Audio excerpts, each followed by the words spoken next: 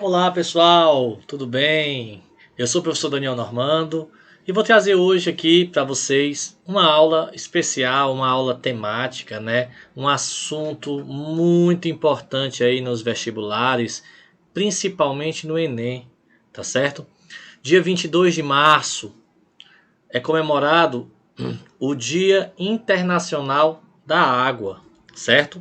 Essa é uma data que foi é, proposta pela ONU, que é a Organização das Nações Unidas, em 1992, certo? Onde nesse período, além de atribuir um dia para que se pudesse trazer esse assunto de tamanha relevância para a sociedade, para a humanidade inteira, não é?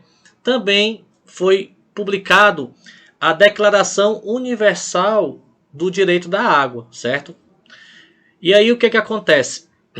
Nós vamos fazer uma abordagem, né, dos principais pontos pela ótica da química, mas também trazer um pouco, né, essa reflexão que é o nosso papel de cidadão, nosso papel, nosso dever de cuidar e zelar por esse planeta que nós recebemos, né? Nós podemos observar nessa imagem a dimensão, a quantidade de água, né? Um terço do planeta coberto por água. Então a água, ela é de longe a substância química mais importante, porque não existe vida se não tiver água. Então quando a gente examina, né, a grandiosidade, a beleza que é esse nosso local, a gente observa por todos os lados a presença da água. Ela está na forma sólida, na forma líquida e na forma gasosa, muitas vezes ao mesmo tempo, né? Isso é uma das características raras. Mas o ser humano ele anda descuidando dessa missão, desse dever de zelar por esse lugar. Então a gente começa a trazer. Então a importância desse dia é que a gente reflita sobre as nossas posturas, certo? Com relação à preservação desses nossos recursos hídricos. Então, nós vamos abordar um pouco esse impacto ao meio ambiente, né, relacionado à água. Então, a gente começa falando quimicamente da molécula da água, certo? Então, gostaria de ressaltar que a água ela é formada por dois átomos de hidrogênio e um átomo de oxigênio, né? O oxigênio ele é um elemento químico da família 16, a família dos calcogênios. E ele tem 6 elétrons na sua camada de valência, certo? Enquanto que o hidrogênio, apesar de ele não ter família, ele tem um elétron e precisa de mais um para atingir o octeto, ficar estável, adquirir estabilidade. Então esse hidrogênio ele vai fazer um compartilhamento de elétrons com o oxigênio, e o outro hidrogênio também faz um compartilhamento de elétrons com o outro, com esse oxigênio. Então a molécula da água ela faz uma ligação covalente, não é? Então nós podemos dizer que ela é um composto molecular, certo? É um composto molecular. A existência desses dois pares de elétrons livres aqui, esses dois pares de elétrons livres é que faz empurrar essas ligações para baixo, fazendo com que a geometria da água seja angular. E isso vai ter assim uma grande importância para as propriedades físicas e químicas da água, não é? A água, ela é uma molécula polar. O que significa uma molécula polar? Como vocês estão vendo aqui, ela tem polos, né? O oxigênio, ele é um elemento mais eletronegativo do que o hidrogênio. Então, ele puxa os elétrons da ligação química para perto dele. Como os elétrons eles são negativos, o que acontece? Essa parte da molécula fica carregada negativamente e essa parte fica carregada positivamente. Então é uma molécula que vai interagir com outras moléculas polares, certo? Então, devido à sua grande polaridade, sua grande diferença de eletronegatividade entre os átomos, grande momento de polo, ela é considerada um solvente universal, certo? Então nós temos aqui que a água possui geometria angular, né? Deixa eu anotar aqui, geometria angular. Ela é polar. Existe uma regrinha na química que é semelhante dissolve semelhante.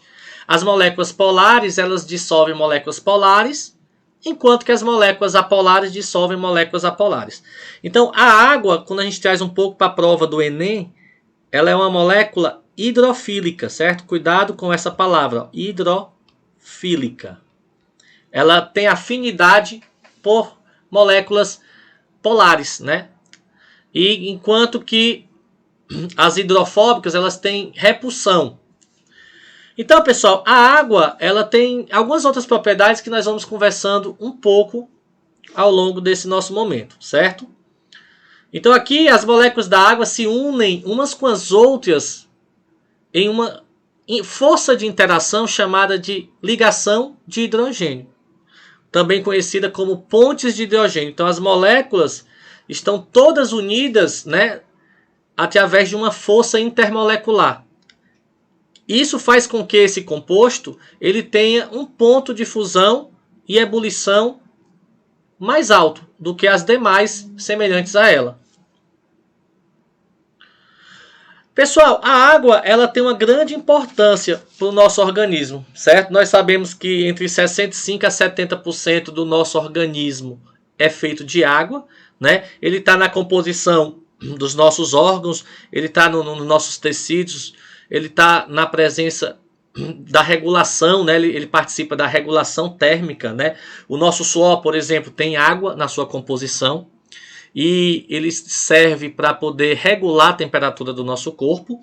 Como nós também temos o transporte de substâncias químicas na nossa corrente sanguínea através da água, como também participa de eliminação de substâncias tóxicas do nosso organismo através da excreção, né? Através da urina, por exemplo. Também de algumas glândulas responsáveis por isso, certo? Agora, uma coisa para a gente chamar a atenção é porque a água não é só essa água que a gente bebe, essa água que a gente lava o carro, essa água que a gente utiliza para fazer a nossa alimentação. Um ser humano, um brasileiro, ele consome em média 5.559 mil litros de água, certo? Então, assim, para vocês terem uma noção, porque qual é a água que a gente não vê? É a água que está embutida nos alimentos que a gente consome, né? É a água que está embutida nos utensílios que a gente consome, as roupas, o sapato, um transporte que a gente pega. Por exemplo, saiu numa revista francesa que uma crítica, né, ao etanol brasileiro. 1 litro de etanol, ele precisa para ser fabricado de 14 mil litros de água, certo? E aí o que é que acontece? Isso gera resíduos tóxicos, precisa e também a questão de uma mão de obra semi-escrava, é outra crítica que foi feita. Então às vezes você pensa assim, isso aqui só é 1 litro de etanol, mas para fabricar isso é um trabalho, desde da plantação da cana, a colheita e o processo químico todinho para se chegar, o transporte para se chegar até o consumidor, tá bom? Por exemplo, para fabricar 1 quilo de manteiga são necessários 18 mil litros de água. 1 quilo de carne de boi, 17.100 litros de água. Então tá aí algumas informações para você perceber essa água que está além dos nossos olhos, né? Uma roupa jeans, você compra uma calça para ir para um evento e às vezes é apenas uma calça. Só é uma calça, mas você acabou que emitindo para a atmosfera 32,5 quilos de CO2. Você necessitou de 400,2 megajoules de energia para produzir e todo esse processo de utilização durante 2 anos, né? E um consumo de 3.480 litros de água, certo? Uma calça jeans que a gente tem no nosso guarda-roupa. Então, assim, trazendo agora um pouco das propriedades físicas, né? A água é uma das poucas substâncias que existem que ela pode estar no estado sólido, líquido e gasoso ao mesmo tempo, certo? Porém, nós estamos agora ao nível do mar e nós temos uma pressão atmosférica de 1 atm. Então, aqui nesse diagrama de fase, o que é que acontece? Nesse ponto aqui, nós temos a passagem do estado sólido para o estado líquido, que acontece a 0 graus Celsius. A 0 graus Celsius, certo? Processo esse que nós chamamos de fusão. Acontece a fusão. Do líquido para o sólido se chama solidificação. Então, se aumentarmos a temperatura nessa mesma pressão de um atm, nesse ponto aqui, nós vamos ter uma mudança de fase do estado líquido para o estado gasoso, que se chama vaporização, que pode acontecer de forma lenta, e aí a gente chama de evaporação. Pode acontecer de uma forma com aquecimento, que nós chamamos de ebulição, por isso do nome ponto de ebulição, né? Vai ter a formação de bolhas. E nós vamos ter também a calefação, que é a passagem muito rápida do estado líquido para o estado gasoso. Então, do estado gasoso para o estado líquido, nós chamamos especificamente para a água, que é um vapor, a condensação, certo? Uma prática muito comum, pessoal, e um assunto que já caiu em questão de prova, é a produção de leite em pó, não é? Eles fazem o quê? Eles diminuem a pressão, certo? Eles diminuem a pressão e baixa a temperatura. Então, se você observar que se eu diminuir a temperatura, não, baixar a pressão e aumentar a temperatura, a água congela e ela passa diretamente do estado sólido para o estado gasoso, a partir desse ponto aqui que nós chamamos de ponto triplo. Acontece a passagem do estado sólido para o gasoso, então toda a água sai e nós temos apenas o pó, o leite em pó, em um fenômeno chamado de sublimação. Sublimação. Então a gente observa que se a gente alterar a pressão, a gente vai ter um novo ponto de fusão e um novo ponto de ebulição. Por exemplo, a água só congela a 0 graus Celsius e ferve a 100 graus Celsius a nível do mar. Se a gente subir, por exemplo, no Everest, lá a temperatura de ebulição da água chega a 78 graus Celsius, né? 78 graus Celsius. Então, vamos continuar. A questão do ciclo da água que a gente estuda lá em ciências, né?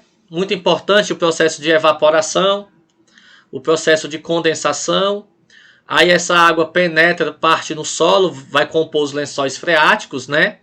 Parte dessa água também forma rios, formam riachos, lagos. E parte dela também participa do processo de evaporação da água pelas plantas, né? A vegetação também participa desse fenômeno, desse processo. Então, eu quero mostrar para vocês, rapidinho aqui, uma coisa muito interessante. É como é que a água participa da natureza, né? Muitas vezes de um jeito que a gente não percebe.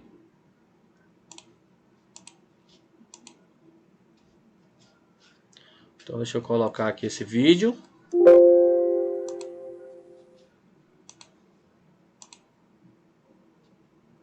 Pra gente assistir agora rapidinho, é um minutinho.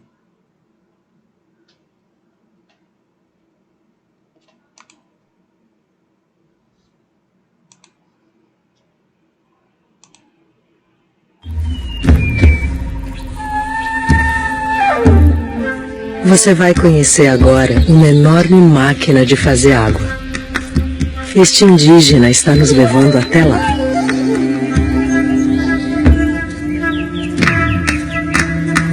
Aí está a máquina. Essa chama-se samaúma, uma das maiores espécies de árvores da Amazônia. As árvores grandes na floresta, elas têm raízes muito profundas, elas pegam água no lençol freático, bombeiam lá de baixo, 50, 60 metros, e as folhas são estruturas fantásticas de evaporação. Uma árvore grande, com uma copa com 20 metros de diâmetro, chega a colocar mais de 1000 litros de água num dia. Para toda a Amazônia, é um volume que chega a 20 bilhões de toneladas de água num dia. Uma samaúma como essa coloca sozinha mais de 1000 litros de água na atmosfera. E se uma árvore é uma máquina de água, a floresta é uma verdadeira usina produtora de chuvas. Chuva que é essencial para a produção de alimentos. Por isso, as florestas são as maiores aliadas dos produtores, mesmo que eles nem sempre saibam disso.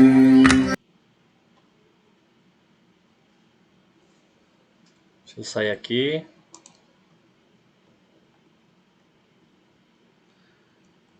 Então, assim, é muito interessante, né, saber de como é que funciona na natureza, né? A Samaúma, ela tem uma característica também de absorver água, e em períodos de estiagem, ela solta essa água, ela derrama essa água e ela serve ela tem a função de hidratar as outras plantas que ficam ao redor dela, né? Então é uma coisa muito interessante. Então no nosso corpo humano, pessoal, 70% em média é água, né? E à medida que essa água a gente vai perdendo, o nosso organismo vai sentindo alguns sintomas. Por exemplo, sede, pulso, é quando a gente já teve uma perda de 1 a 5%. Se a pessoa continuar se desidratando, ela começa a sentir dor de cabeça, a fala fica confusa, a visão começa a ficar turva. Entre 11% e 12% de perda de água, a pessoa está sujeita até chegar à morte, não é? Então, mostrando a importância do nosso organismo. Agora, falando um pouco mais de química, né? A água ela tem algumas propriedades interessantes, como, por exemplo, a tensão superficial. Se você, numa piscina, você bater assim a mão na água, você percebe que tem uma película. Você já deve ter visto, por exemplo, um besouro andando por cima dessa água. Então aqui essa moeda ela é mais densa do que a água, ela é para afundar. Mas por que ela está flutuando? É devido à questão da tensão superficial da água. Cada molécula de água, pessoal, aqui ó, ela está rodeada e interagindo com outras moléculas de água, sendo que essas forças vetoriais se anulam. Porém, as da superfície, por não possuir moléculas aqui acima, gera uma força vetorial para baixo, certo? O que nós temos aí uma tensão superficial, é uma película, que para você entrar na água, você tem que rasgar essa película, certo? Então, essa tensão superficial ela é responsável pelo formato da gota, certo? Da gota, aquele formato esférico. Ó, a gente pode perceber aí, ó, as interações das moléculas, então dá para perceber como se fosse um leve tecido, né? Que na verdade aí é uma tensão superficial da água. Então a gente pode observar aí, ó, nessa experiência, que as moléculas não escoam devido a essa camada que é formada. Ela tem um certo limite, depois ela estoura, né? Por isso que a gente consegue entrar na água. Olha. Aí ela estoura aí. O detergente, por exemplo, pessoal, ele tem uma função que ele destrói essa tensão superficial da água. Entendeu? Então, o detergente, ele é um poluente, né? Quando ele é despejado, ele acaba aqui quebrando a tensão superficial da água. Aí também a gente pode mostrar, ó, alguns objetos. E alguns animais. Existe um lagarto, né? Chamado lagarto Jesus. Que ele tem essa capacidade, ele anda muito rápido. E ele anda sem quebrar a tensão superficial da água. Até mesmo já teve casos de um motoqueiro em alta velocidade conseguir atravessar um lago sem quebrar a tensão superficial. Para vocês verem a força que é isso daí. Olha. Eu pensei que fosse brincadeira também, mas eu fui examinar bem direitinho pela física e eu vi que é verdade. Certo? Pessoal, a água e suas propriedades interessantes, ela tem uma propriedade diferente de todas as outras, que é uma propriedade anômala, né? Todas as outras substâncias, quando elas congelam, o seu sólido ele é mais denso do que o seu líquido, certo? Mas no caso da água, não. Se a gente observar o que é que acontece quando uma garrafa de refrigerante, uma garrafa de água na geladeira congela. A garrafa, geralmente, ela se quebra, né? Isso acontece por quê? Isso acontece porque existe uma propriedade anômala. A água, quando você vem diminuindo a temperatura dela, o seu volume começa a diminuir. Começa como qualquer outra substância. Porém, a 4 graus Celsius, começa a acontecer uma expansão brusca. e o volume se expande rapidamente, o que vai o quê? Aumentar o volume para formar aqueles flóculos, né? Aquele floco de neve. Então, a água sólida, ela tem uma organização de flóculos que ela tem um volume maior do que, por exemplo, ela no estado líquido. Então, é por isso que quando eu aumento o volume, a gente diminui a densidade. E é por isso que a gente vê o gelo sendo formado na superfície. O gelo, ele é menos denso do que a água, devido à propriedade anômala que eu acabei de mencionar. Mas isso é uma coisa muito interessante, isso tem uma serventia incrível para o meio ambiente, né? Na formação de correntes marítimas, em levar oxigênio para as espécies das profundezas, certo? Regulação térmica em temperaturas mais baixas, você consegue manter a temperatura e os animais sobreviverem. Então é muito interessante assim a maneira que a gente pode observar as coisas da natureza, né? Como elas são feitas. Quantidade de água disponível agora, certo? De cada 1000 litros de água que nós temos, pessoal, 97,5% se encontra nos oceanos. 1,8% nas geleiras. 0,6% nas camadas subterrâneas. E apenas 0,015% em lagos e rios. Ou seja, de cada 1000 litros de água, apenas 150 ml está disponível para a gente poder consumir. E dessa quantidade que está disponível, uma grande parte já se encontra poluída. E a água, pessoal, é um dos temas assim, muito preocupantes, porque ainda muita gente não tem acesso à água de qualidade. E isso é vetor de doença em diversos lugares, né? Então, a água não tratada é um dos fatores que mais causa mortes no planeta inteiro. São, anualmente, mais de 10 milhões de mortes, certo? No planeta inteiro por conta de falta de água tratada, que nós vamos já ver nos próximos assuntos o tratamento da água. Então, pessoal, dessa porcentagem, certo? Dessa porcentagem, nós temos aqui no Brasil os 2 maiores aquíferos do planeta, né? Antes nós já sabíamos do Guarani, que ele não é somente brasileiro, era um dos maiores, até que em 2010 foi descoberto o aquífero Alter do Chão, que ele é bem maior do que o Guarani e totalmente brasileiro, que fica ali na região norte do nosso país. Esse aquífero, pessoal, ele tem água para abastecer a população mundial por pelo menos 300 a 400 anos, certo?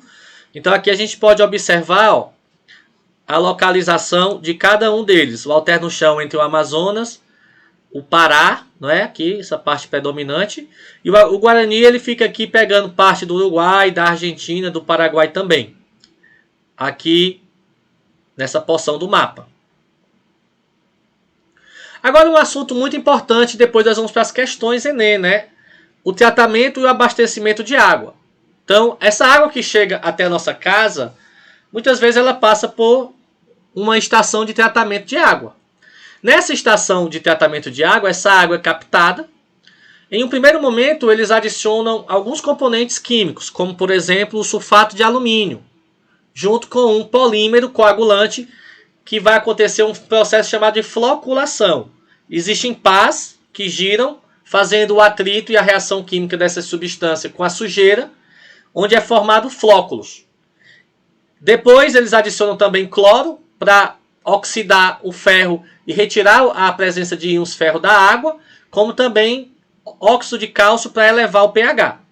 Essa água é deixada depois em repouso, em uma outra fase chamada de decantação, onde essas partículas vão sedimentar, e temos os vertedouros, certo? Que captam a água da superfície. Então, nessa etapa, 95% das partículas sólidas, elas se separam e o restante é tirado na filtragem. Aqui a gente faz uma filtração usando cascalho, areia, pedregulho, carvão. Quando necessário, em algumas situações, como aconteceu ano passado no Rio de Janeiro, é utilizado carvão ativado, que é um adsorvente, que ele vai tirar aí cor, odor, sabor da água. Depois é adicionado mais flu, para evitar uma doença chamada de fluorose, que causa manchas nos dentes de crianças, que pode causar cáries, não é? E assim, na verdade, só uma correção, é adicionado flu para evitar cáries em crianças. Agora a quantidade é que tem que ter cuidado para não causar a fluorose. Pronto. Só fazendo a correção aqui rapidamente. E aí eles adicionam mais cloro. Esse cloro para oxidar micro-organismos patogênicos e garantir que essa água chegue com qualidade, certo? Até as casas. Depois de utilizar essa água novamente sai para uma estação de saneamento básico, onde, através de processos químicos também, vai ser tratada e descartada da natureza, né? A rede de esgoto que algumas regiões já possuem. Agora nós bebemos uma água, né? Alguns lugares já tem água disponível, por exemplo, água mineral, outros utilizam água potável. Então a nossa realidade aqui no Brasil, ela é muito distinta, porque nós temos o quê? 95% dos nossos recursos hídricos se encontram em lugares menos populosos, enquanto que 5% vai estar em lugares, das pessoas vão estar em lugares que tem menos água. Então assim, a gente precisa de um tratamento. E aí existe uma água mineral, que é aquela que é captada direto da fonte, que já é com a quantidade ideal de sais minerais para ser consumido. E algumas marcas de água, elas são adicionadas de sais, né? Uma das técnicas de tratamento também, alternativo a esse que eu mencionei há pouco, é a osmose reversa, certo? A osmose reversa, você tem uma membrana semipermeável, é feita uma pressão, onde somente as moléculas de água e alguns poucos sais conseguem passar por essa membrana, retendo, por exemplo, alguns íons metálicos ou substâncias, micro-organismos patogênicos, eles não passam, tá bom? E essa água, depois que purificada, é adicionada de sais e ela pode ser consumida, né? Então, quando você vê no rótulo água adicionada de sais, é porque ela passa por esse processo. E nós temos também uma maneira de dessalinizar a água do mar, já que a gente tem muita água do mar. Por que a gente não pode utilizar essa água na agricultura?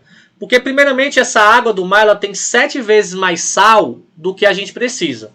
Ela tem 35 gramas de sal para cada litro de água. E nós precisamos de 7 gramas de sal para cada litro de água. Então é possível fazer também uma destilação, que é um processo que é 4 vezes mais caro do que uma estação de tratamento de água. Você aquece aqui a sua mistura. Por diferença de ponto de ebulição, a água passa para o estado gasoso. E aqui dentro de um condensador, ela é resfriada e passando para o estado líquido, ela condensa. E a gente coleta aqui a água pura, né? Que também pode ser adicionada de sais, ou você pode fazer uma diluição com a água do mar, por exemplo, como os marinheiros faziam e faziam antigamente, né? Certo? E aí a gente vai fazer aqui algumas questões Enem agora, para a gente poder verificar o que é se a gente aprendeu direitinho. Então vamos lá. Primeira questão de hoje.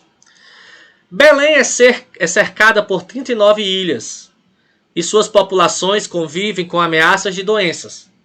O motivo apontado por especialistas é a poluição da água do rio, principal fonte de sobrevivência dos ribeirinhos. A diarreia é frequente nas crianças e ocorre como consequência da falta de saneamento básico, já que a população não tem acesso à água de boa qualidade. Como não há água potável, a alternativa é consumir a do rio. O procedimento adequado para tratar a água dos rios, a fim de atenuar os problemas de saúde causados por micro-organismos a essas populações ribeirinhas, é a... Então, pessoal, existem várias maneiras e a gente falou aqui de algumas, só que são maneiras que não chegam a toda a população.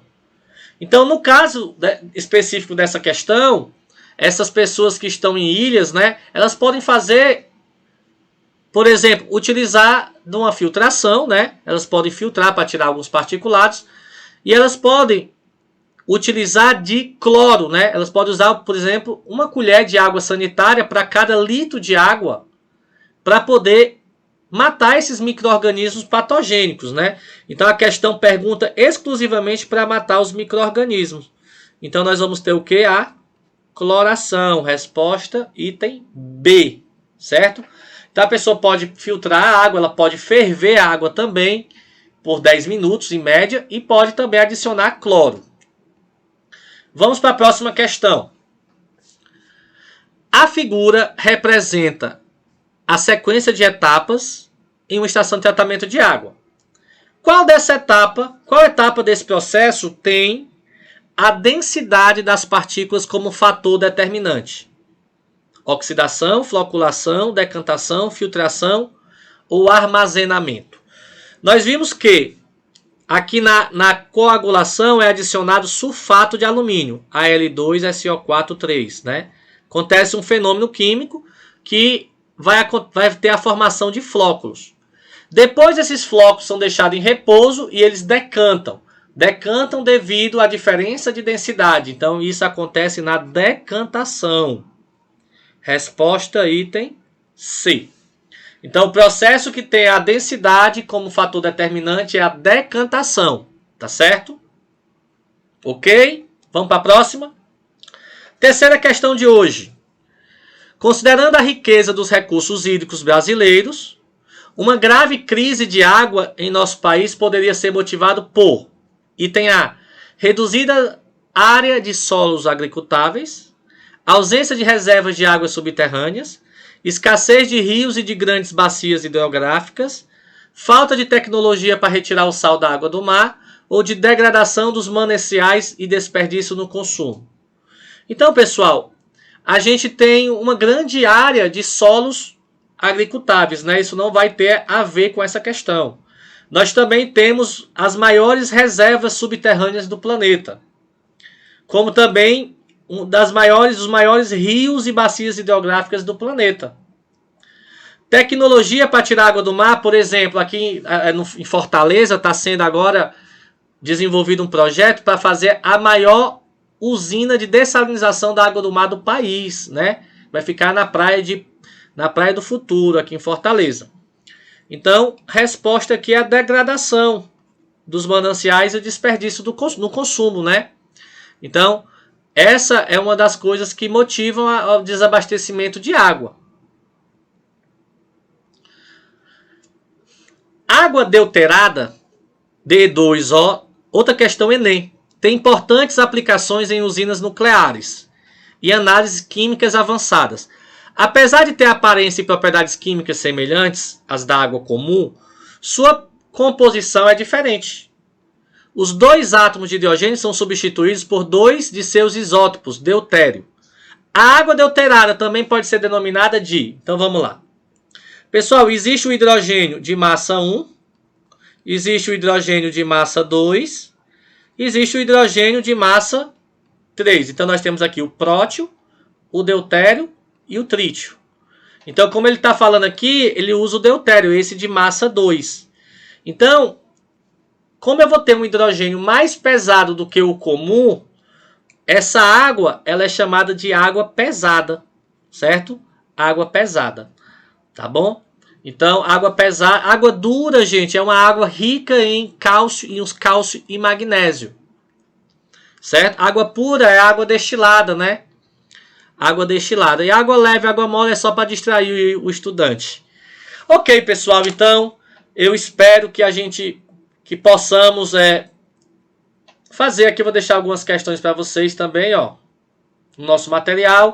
E eu espero vocês aí na próxima aula, tá bom? E aí, em breve vem aí o nosso curso, tá bom? Então, façam sua pré-inscrição. Quem estiver querendo fazer um curso de Química do Zero, com o professor Daniel Normando, começando do zero e indo até o avançado, com aulas dessa maneira, com aulas interativas, com aulas com recursos bem modernos, questões Enem, de uma linguagem simples, você pode procurar a gente aí e já fazer sua pré-inscrição. Então, valeu, meus queridos, e até a próxima.